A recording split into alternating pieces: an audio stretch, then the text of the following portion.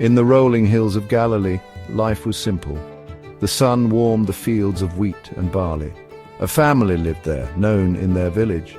The father was a kind man with a good heart. He had 2 sons, whom he loved dearly.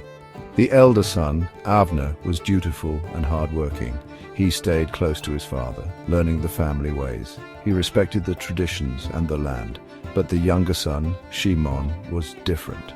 His heart hummed a tune of faraway places. Shimon often gazed beyond the familiar olive groves. He saw his father's land, rich and providing. He saw the routines, the daily tasks, the expectations. But a restlessness stirred deep within his soul.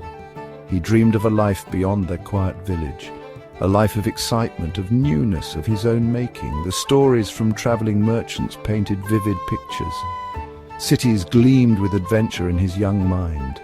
He felt constrained by the predictable rhythm of home. A longing for something more began to grow. Their home was one of comfort, filled with care. The father provided well for his household. There was always food on the table, laughter in the air.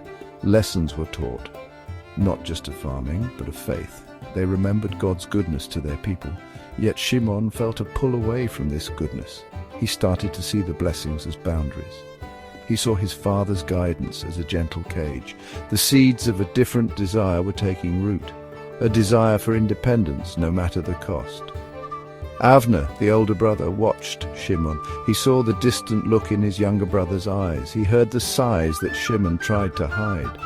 Avner was content with his place, his work. He found joy in serving his father, his family. He did not understand Shimon's quiet discontent. The family bond was strong, yet a crack was forming. Shimon was drifting, pulled by an unseen current. The peace of their Galilean home was about to be disturbed. A storm was gathering, unseen by most, but brewing in one heart. One day, Shimon approached his father. His request was shocking, almost unthinkable. "Father," he said, his voice perhaps trembling a little, "give me my share of the inheritance now." In that culture, this was a terrible thing to ask. It was like saying, "Father, I wish you were dead." It meant he wanted to cut ties, to be free. It was a deep insult, a wound to a loving parent. The air grew heavy with the weight of his words. A father's heart surely ached at such a demand. The father must have looked at his younger son. He saw the determination, the youthful impatience. Perhaps he saw the folly, the pain to come. Culturally, he could have refused, even punished Shimon. He could have shamed him publicly for such disrespect. But this father was different. His love was deep. He listened, his heart heavy with a silent sorrow.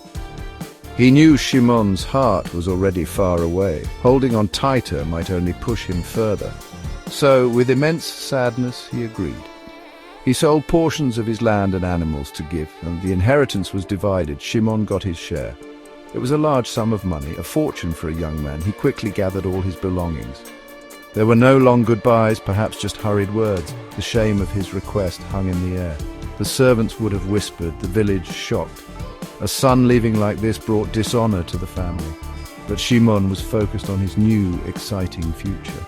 He did not see the tears his father might have hidden. He did not feel the true cost of his departure yet.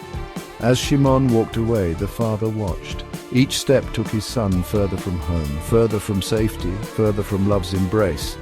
The father's heart did not harden with anger. Instead, it broke a little more with each footstep. He knew the world could be a harsh teacher. He knew the money would not last if wisdom was absent. He hoped, he prayed for Shimon's eventual return. But for now, a painful void was left in the family. A son was lost, not yet to death, but to his own desires. Shimon traveled to a distant country far from home. The journey itself was an adventure for him. New sights, new sounds, new faces everywhere. He felt a thrill, a sense of liberation. No more rules, no more fatherly oversight. He was his own master now, with a pocket full of money. The world seemed bright and full of promise. He imagined a life of endless pleasure and ease. This was the freedom he had craved for so long. The memories of Galilee began to fade a little. In this new land, he quickly made new friends. They were drawn to his wealth, his generosity. He spent his money freely, without a thought for tomorrow. He threw lavish parties, bought expensive things. He wanted to experience everything life had to offer. The days were filled with laughter and excitement. The nights were a blur of music and indulgence. He believed he was truly living, truly happy. This was the life he had dreamed about. He felt important, admired, and completely free, but this kind of freedom is often an illusion. It is a freedom from responsibility, not true freedom.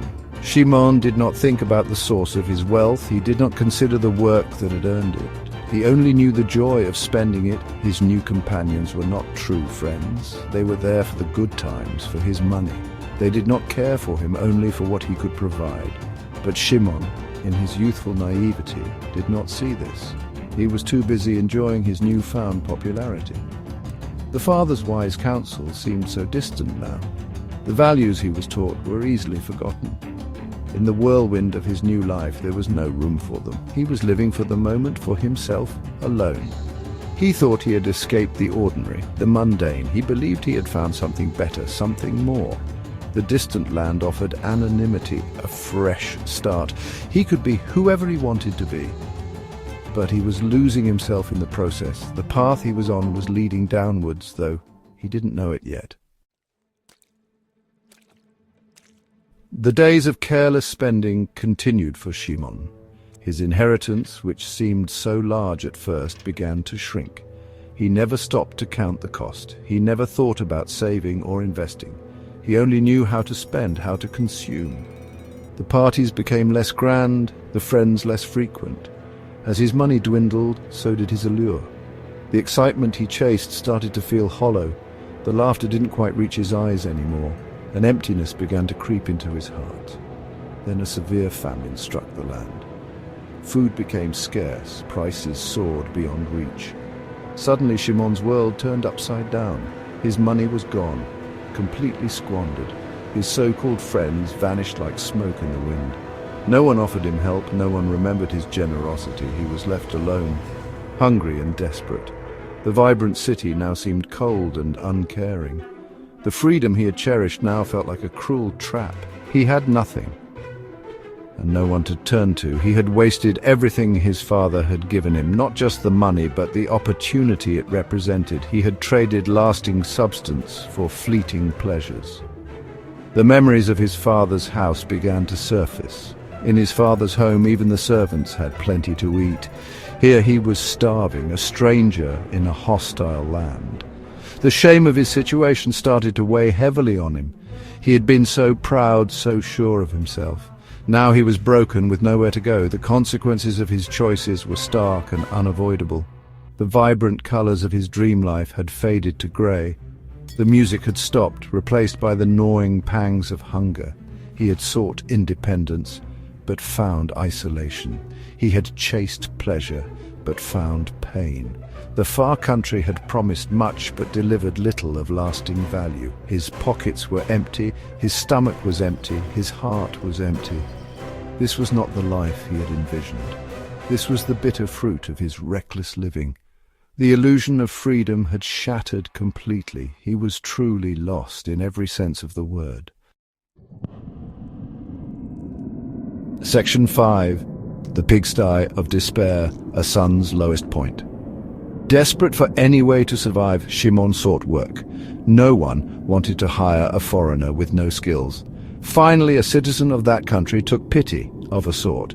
He sent Shimon into his fields to feed pigs. For a Jewish young man, this was the ultimate degradation. Pigs were considered unclean animals in his culture. To tend them, to live among them, was a deep shame. It meant he was defiled, an outcast. He had sunk to the lowest possible point. This was a stark contrast to his father's prosperous home. He was so hungry that he longed to eat the pigs' food. The carob pods they ate looked tempting to his starving eyes. But no one gave him anything, not even that. He was invisible, worthless in the eyes of those around him. The stench of the pigsty filled his nostrils. The filth clung to his tattered clothes. He was alone with his misery and his regret. The memories of feasting and fine wine mocked him. His grand dreams had led him to this wretched place. He was a son of a wealthy man, now lower than a servant. This was more than just physical hunger. It was a hunger of the soul, a deep spiritual emptiness. He had rejected his father, his heritage, his God. He had chosen his own way, and it led to ruin. The isolation was profound. No one cared if he lived or died. He had traded the warmth of family for the coldness of the world. He had traded respectability for shame. In the mud and filth he had time to think. There were no distractions now, only harsh reality. His pride was crushed, his spirit broken. He remembered his father's house, his father's love. He recalled the kindness, the abundance, the security. Even the hired servants in his father's house were treated well. They had bread enough and to spare while he was perishing. The contrast was a painful stab to his heart. How could he have been so foolish, so arrogant? He had thrown away a precious gift. He had despised the very things that could have saved him. In the depths of the pigsty, a tiny spark of realization began to glow. This was not where he belonged. This was not who he was meant to be. Section 6, The Long Road Home, A Glimmer of Hope.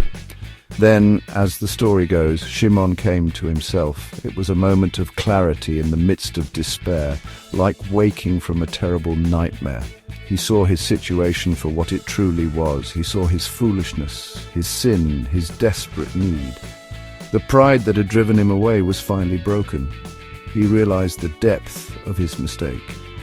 He understood how much he had lost, and more importantly, what he had lost it for. Nothing but emptiness and shame. A thought began to form, a fragile seed of hope. How many of my father's hired servants have food to spare, he thought, and here I am, starving to death. He knew he was no longer worthy to be called a son.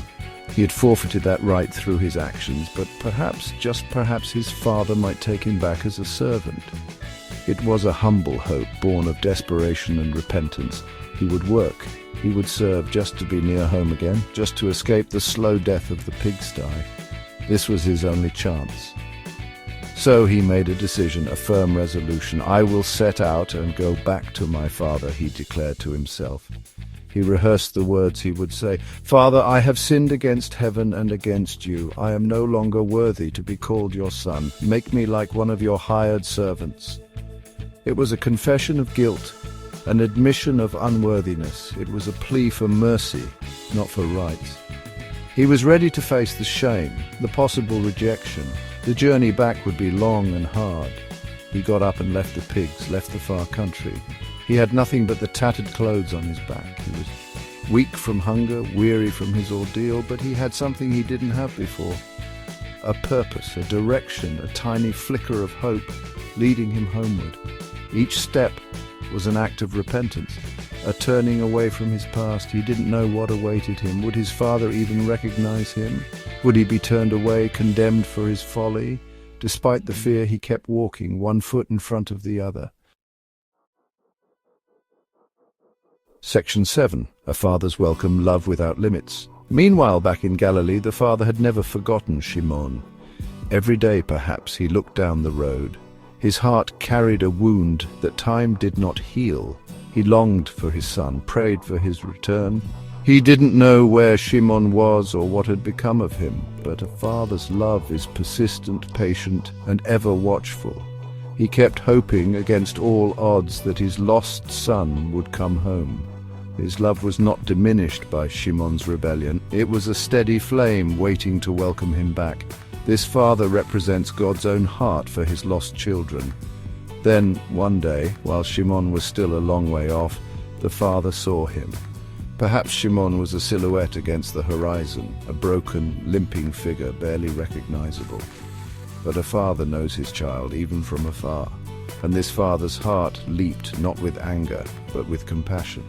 He didn't wait for Shimon to reach the house. He didn't wait for the rehearsed apology. He did something astonishing, something culturally unexpected. He gathered his robes and ran. In that culture, an elderly, respected man would not run. It was considered undignified, but this father cast aside all dignity, all decorum. His love for his son overwhelmed every other consideration. He ran to meet Shimon, his heart overflowing. He threw his arms around his son and kissed him. Imagine Shimon's surprise, his shock. He expected rejection or, at best, a cold reception. Instead, he was met with an embrace of pure, unconditional love. Tears likely flowed from both father and son. Shimon began his prepared speech. "Father, I have sinned. I have sinned against heaven and against you. I am no longer worthy to be called your son." But the father barely let him finish. He was not interested in recriminations or long apologies. His son was home. That was all that mattered. The past was forgiven, wiped away in that loving embrace. The father's joy was too great for words of condemnation. He saw not the prodigal, but his beloved child returned from the dead. This is the heart of God, quick to forgive, eager to restore. Section 8. Rejoice with me, a celebration of return. The father immediately turned to his servants. His words were full of urgency and joy. "Quick, bring the best robe and put it on him."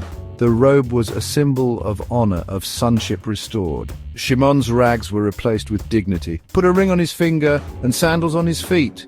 The ring signified authority and belonging to the family.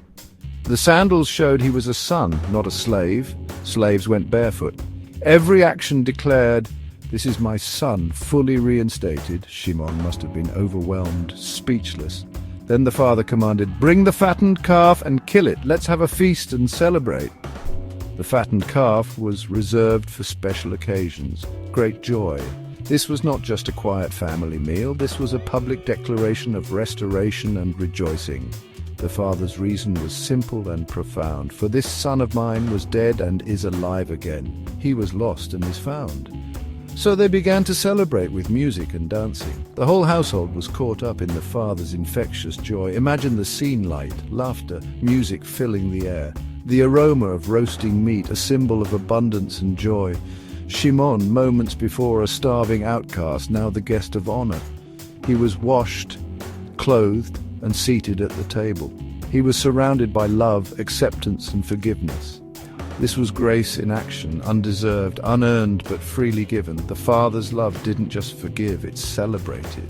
It didn't just restore, it rejoiced. This is how heaven reacts when one sinner repents. There is great joy, a great celebration. The past mistakes were not brought up. There were no "I told you so" moments. Only overwhelming gladness that the lost one was home. The shame of the pigsty was washed away. The foolishness of the far country was forgotten. All that mattered was the present moment, a son restored. The Father's love was a healing balm for Shimon's broken spirit. It was a love that covered a multitude of sins. It was a love that brought life out of death. The party was in full swing, a testament to redeeming grace. Section 9. The Unseen Party. Lessons for every heart. While the celebration was underway, Avner, the elder son, was returning. He had been working faithfully in the field all day. As he neared the house, he heard music and dancing. He called a servant and asked what was happening. The servant explained, "Your brother has come home, and your father has killed the fattened calf because he has him back safe and sound." Avner's reaction was not joy, but anger. He became resentful and refused to go into the party. He felt slighted, unappreciated for his own loyalty. His father came out and pleaded with him to join. But Avner was full of bitterness. "Look, all these years I've been slaving for you," he complained. "I never disobeyed your orders, yet you never gave me even a young goat. Not so I could celebrate with my friends. But when this son of yours who has squandered your property with prostitutes comes home, you kill the fattened calf for him." His words revealed a heart of self-righteousness and legalism. He saw his service as a way to earn favor, not as an expression of love. He could not understand the Father's grace towards the repentant Shimon. The Father's reply was gentle yet revealing. "My son," he said, "you're always with me, and everything I have is yours." He affirmed Avner's place. His inheritance was secure, but then he explained the reason for the joy. "But we had to celebrate and be glad, because this brother of yours was dead and is alive again. He was lost and is found. The Father tried to help Avner see beyond his own hurt feelings, to share in the joy of redemption, the miracle of return. Jesus told this story to the Pharisees and teachers of the law. They were like the elder brother, critical of Jesus for welcoming sinners. The story is a beautiful picture of God's unconditional love, his willingness to forgive any sinner who repents and returns. It shows the joy in heaven over one lost soul who is found. It also warns against the pride and self-righteousness of the elder brothers, those who think they have earned God's favor through their own efforts. The party is for everyone. God's grace is for everyone. The question is, will we join the celebration of grace or stand outside in judgment?